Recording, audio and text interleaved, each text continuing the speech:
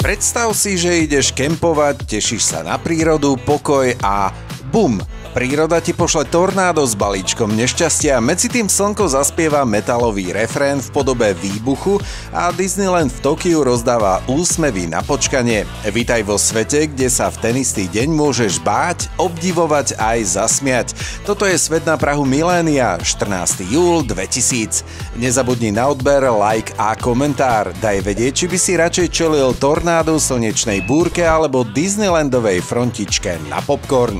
V centrálnej Alberte sa cez Pine Lake prehnalo ničivé tornádo, zabilo 12 ľudí, zranilo viac než 60 a zničilo desiatky karavanov. Vraj išlo o jedno z najhorších v histórii. Ak sa ti zdá, že máš zlý deň, spomen si, že niekto prišiel o stan aj o satelitnú televíziu naraz. Vedci zaznamenali výnimočne silnú slnečnú erupciu a nie hociakú. Táto udalosť zo 14. júla 2000 sa neskôr pomenovala Bastilská udalosť.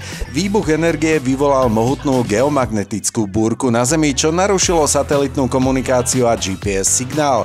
Takže ak si v ten deň zablúdil, pokoj, nebola to tvoja chyba, ale chyba galaxie.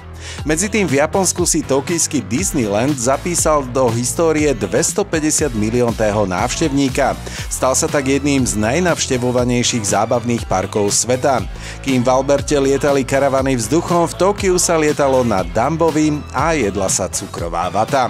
A pamätaj, aj keď slnko práve vybuchuje, tornádo ti odfúkne klobúk a v Disneylande sú 3-hodinové rady na toalety, lepšie sa potiť v tieni, ako vrtieť sa v tornáde. Sleduj Svet na prahu milénia každý deň a zistíš, že rok 2000 bol oveľa divokejší, než si pamätáš.